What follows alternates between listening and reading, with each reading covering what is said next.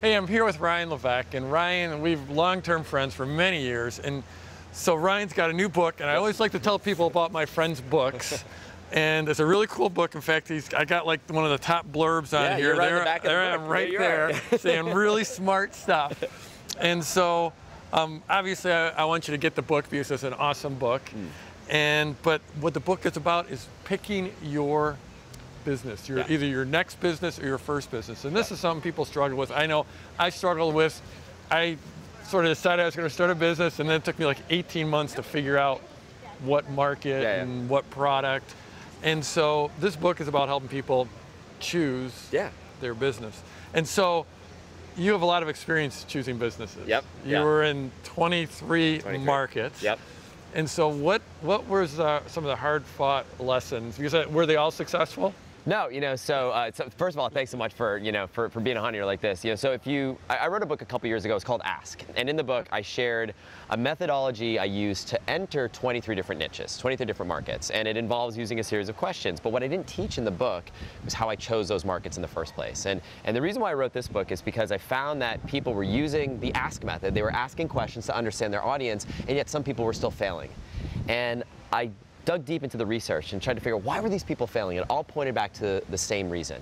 They were choosing bad markets. They were choosing markets that had no chance of succeeding in the first place. And there's a metaphor I use in the book, and you'll appreciate this.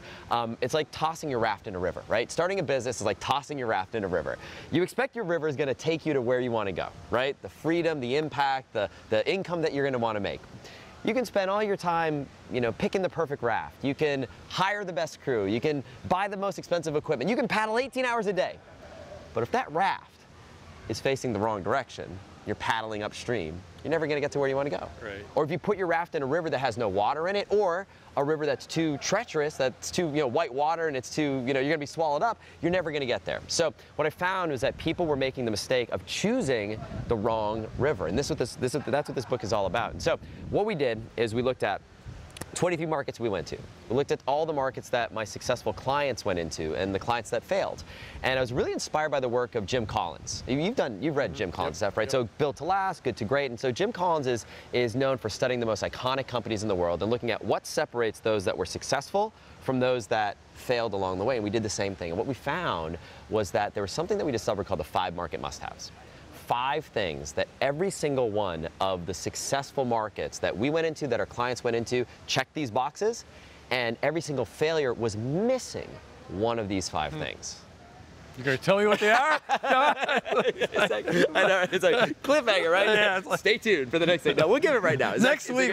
Please. So 5 things. I'll give them to you right now. And these are things that if you're listening to this right now in your position, write these down because they're important. So the first thing we discovered is you want to be in an evergreen market. What that means is a market that was relevant 10 years ago, it's going to be relevant 10 years from now. A lot of people lost a lot of money in markets like Bitcoin, fidget spinners. I lost money in the Scrabble tile jewelry market. It was a fad that lasted about 5 minutes and then it fell off a cliff. And so you want to be in a market that's evergreen. Markets like dog training, markets like playing guitar, which is something that you and John are super into. Markets like Orchid Care, one of our businesses. So that's the first thing. Now, it's not enough to be in an evergreen market. You also want to be in what's called an enthusiast market. Now, an enthusiast market is in contrast to a problem solution market. Problem solution market is a market where every sale you generate, you have to get a new customer.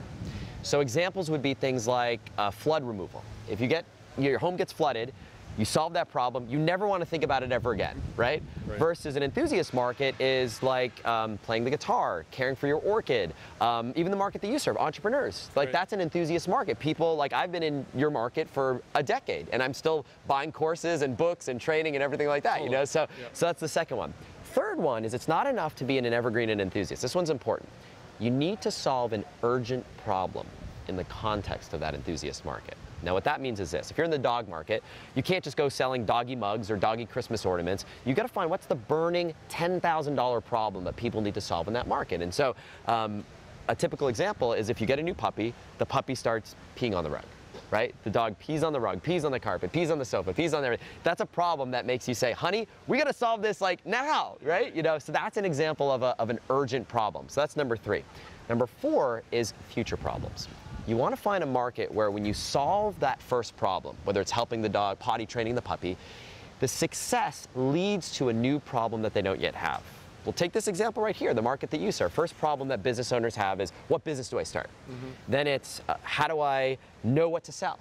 And then it's, I'm selling stuff, but I'm doing all the work myself. How do I hire a team? So every level of success leads to a future problem that you can then solve and become that trusted advisor for life. So that's number 4.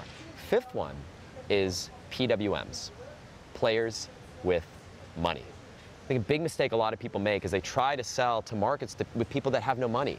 If you can't put a roof over your head, you can't put food on the table, how are people ever going to buy your thing? So PWMs, what does that mean? Players with money. It means not selling to billionaires or decamillionaires. What you're looking for is a market where people spend a disproportionate amount of their income in that area of their life. So golf is the quintessential example, right? The amount of money people spend on golf clubs and golf equipment and golf lessons and golf vacations and trips and everything like that. So you want an evergreen market, an enthusiast market, an urgent problem that you solve immediately, future problems that you can solve down the road, and a market that is filled with players with money. Those are the 5 market must-haves. Cool. Yeah. And so there's going to be a link down below. I'll talk about that in a minute, but first I've got a question for you. Okay. What are the big mistakes people make in picking a business? Yeah, there are a couple, right? And so the whole premise of the book is the conventional wisdom out there is all about starting with what. So what should I create? What should I build? What should I sell? The reality is the first question that you want to ask is who? Who should you serve? Who is that market? That's where you start. So it starts with that. But there are 2 specific mistakes that I want to talk about. The first has to do with market size, right? So people tend to go into markets that are either way too big or too small.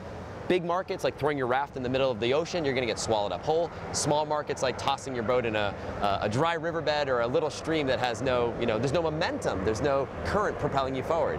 Wow, that is... Or shooting a video under a helicopter. Exactly, yeah, there it is, So yeah, this is real live television. This is happening right now.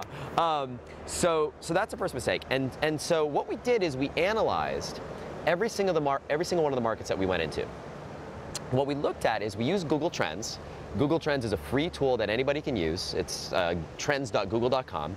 And we analyzed the keyword search volume in every single market. We looked at our winners, we looked at our failures, and here's what we found. We found that every single one of our winning markets, the search volume all fit within this very narrow keyword band. So it told us exactly how big of a market to go into. Now, one of the things I share in the book, it was something that we debated literally for months. Like, do we reveal what the keywords are in our most successful businesses, or do we keep it secret? Well, we decided to reveal what those keywords are, and I teach you how to compare your keyword against those benchmark keywords so you can see if you're either too big, too small, or right in that sweet spot. Because it's too big and it's too broad a market, you're not going to be able to speak to them in their language. Too small, and obviously you don't know the value. Yeah, so that's the first mistake. So there's what we call a market size sweet spot. You want to be right in that sweet spot. But that's the first dimension. Second dimension has to do with competition. Now, the biggest mistakes I hear people with competition is usually one of the following. Either someone has a great idea, and then they get all excited about it, they go online, they do some searching, and they say, crap, somebody's already doing it. And then they close the book on the idea, and then they turn it away. Or they say, oh, I've got this great idea. They go online, and nobody's doing it, and they're like, we're gonna be rich, we're gonna be rich, this is great. The reality is both of those are problematic situations. Right. So one of my mentors taught me, he said, Ryan, pioneers get shot, settlers get rich. What that means is you don't want to be the first to market. You want to find a market specifically where other people are already succeeding in spite of themselves. What that means is they're demonstrating to make money, and yet they're making like 5 or 6 mistakes that if you just fix one of those things, you're going to be great. So how do you know if people are making money? Well, the most reliable way to do that is to see who's spending money on advertising online. Because if someone's spending money consistently on advertising, chances are they're making money on return. So what we did is, again, we analyzed all the markets, and we found that there's a competition sweet spot. Just the right amount of advertising. Not too little, so you don't want a market that has no advertisers, because that's, that tells you that there's no market. Right. But you also don't want to be a market that has too many advertisers. So we found exactly what that sweet spot is. And in the book, I show you how to research your market to see the amount of competition and see if your market is in that sweet spot. And if it isn't, if you should niche down or niche up to get inside that sweet spot. Cool. Yeah. So the book is available. I've got a link down below. Awesome. And so that link will take you just today only. Yeah. This is late days here, but you can get the book for free. Free hardcover copy of the book. Ship it to you anywhere in the world. Just pay a few dollars shipping and handling. Yep. And you got some bonus. We got $200 in bonuses. So first thing is this. I know a lot of people, especially who follow your stuff, love listening to audiobooks. They love listening, right? So we decided we're going to include a copy of the audiobook for free. So we're throwing that in, first thing. Second thing, talking about niches. We have 7 tests in this book that I teach you how to go through. And I identified the 25 most lucrative niche markets for 2019 that pass all 7 of those tests. You get access to that link, that resource immediately. So you don't have to wait at all. So that's the second thing. Third thing is this.